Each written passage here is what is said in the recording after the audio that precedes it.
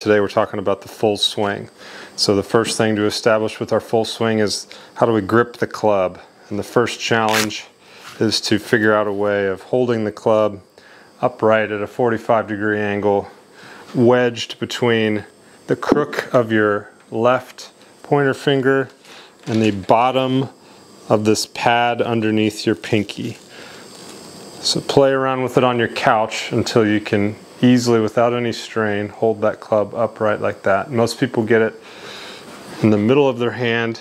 I want it mounted up under that part of the hand. And so the V on your left hand should more or less be pointed up at your polo pony on your shirt. And then the V of your right hand is going to be kind of more specialized based on the shots you're hitting. If you're really hooking the ball, shots that are curving too far to the left, you can play around with a right hand V that's pointed more at your chin.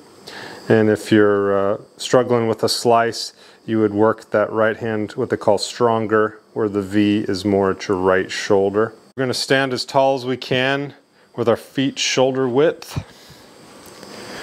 Okay, we're going to have just a tiny little knee bend that gets the weight into the balls of our feet, and then we're just going to round down from our spine. It's going to let my arms hang freely, and now my triceps are connected to my chest. The reason for that is you want your arms moving because your chest is turning. It's way too easy to get your arms moving independently of the chest moving them. The left arm should be a straight extension of the shaft for the entire swing. So that means from the shoulder, straight line, down through the arm, down through the golf shaft. So I find that to be extremely helpful in visualizing, all right, if that has to be straight the entire time, how can I turn in such a way to maintain that? And it'll really guide your turn. The right arm doesn't stay straight the entire time. It starts off a little bit bent, and then somewhere about 2 feet away in the backswing, that right elbow starts to bend in, but the left arm stays long. In terms of the ball position, it's going to be different for every club in the bag. For your weakest club, like your lob wedge, you're going to want to play that basically right off of your zipper. And then a driver would be the most extremely far forward ball position, which we would play off of the left instep. But this is a 8-iron, so I would try to play the 8-iron about 2 golf balls in front of my zipper. We want to start our swing with 60% of our weight on our left foot. Most people start 50-50 or even with weight on their back foot, but we really want to feel like we're on this side of the teeter-totter ever so slightly. Everybody remember the teeter-totter from the playground? Okay. So we start on this side of the teeter-totter. As we turn our torso, we get to what feels like 50-50, honestly, to me. I feel like I start on this side of the teeter-totter, and then as I turn, then I'm 50-50 in my feet. Again, most people do way too much shifting back to where they get almost 100% of their weight on the back foot. And then it just requires so much time to get back into a good position to hit, when it's actually better to feel like we start 60%, turn to 50-50, and then we can easily push off of this, getting back into that front leg really soon in transition. And you'll watch the guys and girls on TV now and watch how much further forward their belt buckle ends up by the time they get to impact than where they started. So that they're pushing their lower body that way. You want to imagine like someone's about to push you over, and find sort of an anchoring feeling in your body where you feel really solid, where if one of y'all were to come up and try to push me over, I would really resist you. I'd be in a really nice balanced position. I feel like a lot of times people are trying to get pretty in their setup. They're trying to do some version of something they saw on TV, kind of like this kind of stuff.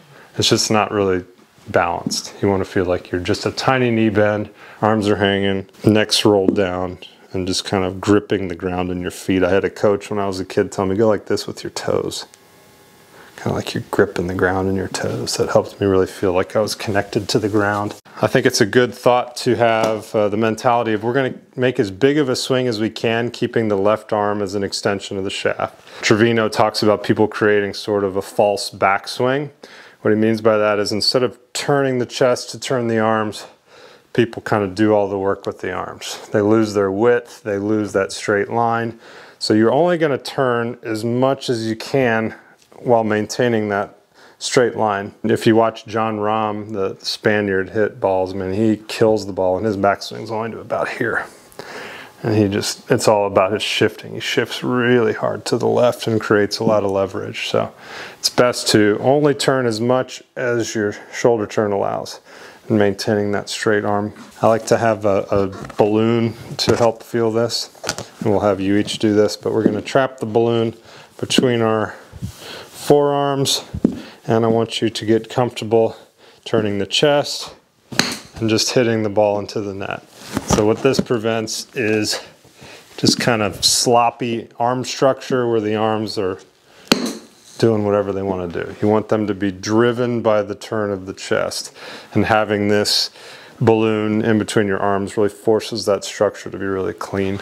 Take a look at where my hands start relative to my shoes at the beginning of the swing. As I turn, look at where they get to in space. So they're like behind my shoe now, right? So they call that hand depth. It's just a nice little checkpoint to get those hands a little deeper and give you more power, kind of like you're stretching the rubber band more without much physical strain. I want to complete the full arc. We want to swing through the ball, not so much at it. This is when the balloon comes in big. Again, I was giving a lesson to a guy the other day with the balloon. There's a perfect example of it, where beautiful to here, nice big turn, but then he gets in here and throws everything, the body stops, and the hands just go. So I want to create a stroke where I feel like I am staying on sort of an imaginary railroad track, circular railroad track around myself, where I am turning. Good ways to practice our full swing. We're going to draw a line on the ground with our irons and practice striking in front of that line. You'll find that staying 60% in your left side, turning to 50-50, makes it really easy to hit in front of the line. If you end up shifting too far back, it's going to be hard to time it, and you're going to end up hitting behind the line. So to me, it feels like I'm on the left side of the teeter-totter. I'm balancing perfectly on the teeter-totter 50-50, and then I'm working that way. And that should make sense of how you get to that side of the line. You don't want to be hitting back here. We're trying to hit in front of the line. I had a coach for like an entire summer make me hit shots like this. It was very boring, but very helpful. He just basically made me hit these little bunt shots where I was going from here to here, over and over and over. Very clean. It's like it's pointed at my belly button. The butt end of the grip is pointed at my belly button. Pointed at my belly button. You see, there's not a lot of extra movement. Everything is staying kind of in the same orientation. My hands are on there firm. I'm turning my chest to move the club. I'm moving it with my shoulder, not my hands. My hands aren't doing anything. They're on there the exact same way from the beginning to the end. And if you've got a good grip, it's naturally going to hinge up, but most people sort of artificially hinge and lift, and it's not the right way to build your robot for hitting golf shots. Wherever we aim our heels is where we can think about where the ball is going to start, and wherever we aim the club face, we can think about as where the ball is going to finish. So if I want to hit a shot that curves like this, a fade, I want to have my ball start left of the target, so my heels are aimed over there, left. I'm going to aim my club face at my target more or less straight, and with my same normal swing, I got the balloon in there and everything, I'm just swinging left. That will create a curve that goes like that. And with the exact same swing, if I aim my heels right, club face at the target, I keep the balloon in there and I swing out that way, that's going to create a draw.